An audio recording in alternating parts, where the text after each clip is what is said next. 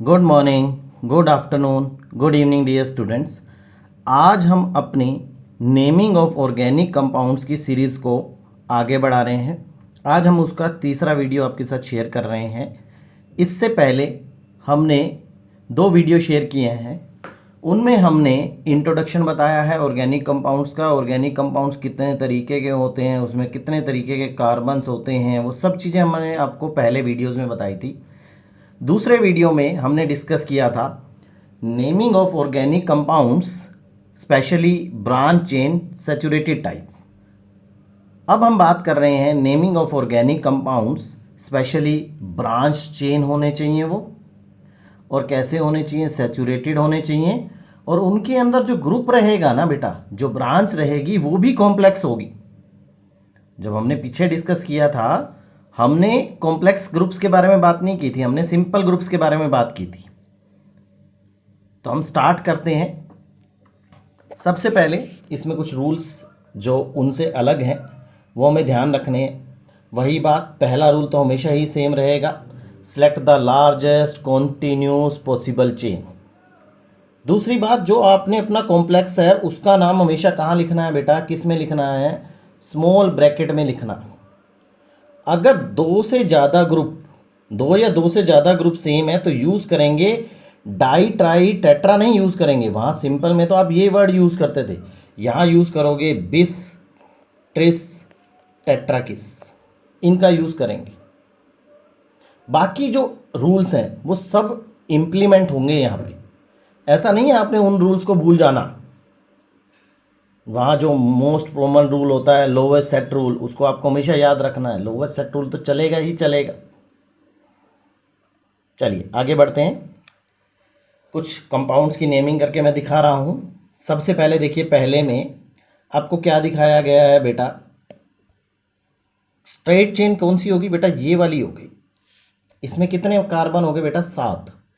तो 7 का root word क्या बनता है, hept, single bond in, heptane हो गया ये।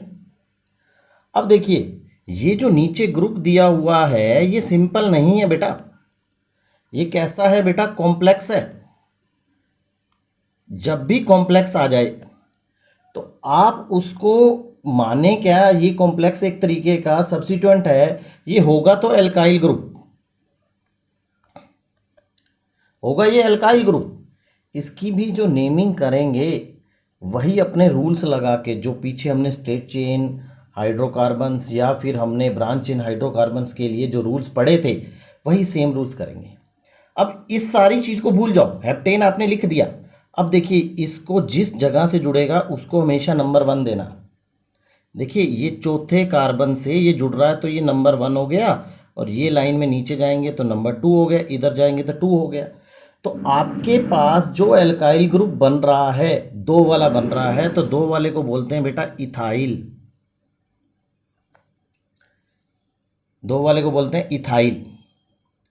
अब अगर हम देखें तो 1 नंबर के साथ क्या जुड़ा हुआ है, मिथाइल। जैसे आप अपनी ऑर्डिनरी नेमिंग करते थे ना, आप वैसे नेमिंग कर लो। तो ये बन गया 1 पे क्या लगा हुआ है, मिथाइल, और 2 कार्बन वाली ये चेन है तो इसको बोल दो एल्काइल, और 4 नंबर के साथ जुड़ा हुआ है तो नाम बन गया 4 पे क्या जुड़ा हुआ है, 1 मिथाइल इथाइल हेप्टेन। क्लियर। आगे देखो, सेकंड में कितने कार्बन की चेन है बेटा, 9 कार्बन की चेन है, तो इसको तो लिख दो नोनेन। अब जो नीचे वाला ग्रुप है ये 5 नंबर से जुड़ा हुआ है, हमने क्या शुरू की, ब्रैकेट, क्योंकि ये कॉम्प्लेक्स है। इसमें अगर आप देखो तो आपकी लार्जेस्ट पॉसिबल चेन क्या हो सकती है, 1 2 3, 3 कार्बन की चेन बन सकती है, और 2 पे क्या जुड़ा हुआ है, मिथाइल प्रोपाइल। क्लियर और नॉट। अब आगे देखो, इसमें इसमें आपके पास कॉम्प्लेक्स भी है थर्ड में और सिंपल भी है। तो कॉम्प्लेक्स तो ब्रैकेट में लिखना है, सिंपल सीधा लिखना है। तो यहाँ देखा जाए तो आपके पास 5 नंबर पे कितने वाली चेन बन गई, 2 वाली चेन बन गई। तो वैसे तो आप इसका नाम क्या लिखोगे, 8 को लिख दोगे ऑक्टेन। क्लियर। 5 नंबर पे क्या जुड़ा हुआ है, ब्रैकेट शुरू करो। 1 पे क्या जुड़ा हुआ है, मिथाइल इथाइल। 2 पे क्या जुड़ा हुआ है, मिथाइल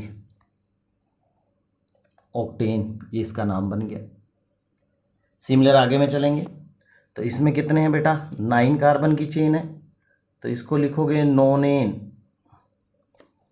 ठीक है जी। अब यहाँ देखो 5 के साथ तो कॉम्प्लेक्स जुड़ा हुआ है।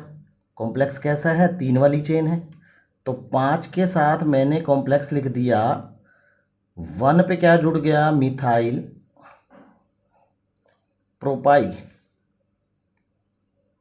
देखो जहाँ से जुड़ता है उसे नंबर 1 दोगे, फिर 2 हो गया, ये 3 हो गया। 1 के साथ क्या बन गया, मिथाइल। इसको आप एक स्ट्रेट चेन की तरह, जैसे आपने ब्रांचिंग की नेमिंग करते हैं वैसे करो, बस पीछे एन की जगह आई लगा दो। 2 और 7 पे क्या लग गया आपका, मिथाइल है, तो हम लिख देते हैं डाई मिथाइल।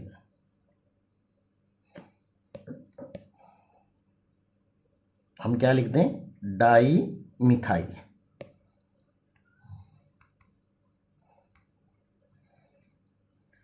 नोने।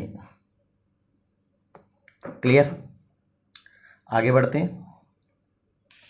अब इसमें देखेंगे बेटा, सेम वैसे ही फंडा लगाना है आपको। देखो 4 नंबर पे जहाँ से जुड़ रहा है इसको आप 1 लिखो, इसको 2 लिख सकते हो, इसको भी 2 लिख सकते हो, इसको भी 2 लिख सकते हो। तो इसका मतलब लार्जेस्ट पॉसिबल एल्काइल ग्रुप कौन सा बन सकता है कॉम्प्लेक्स में, इथाइल।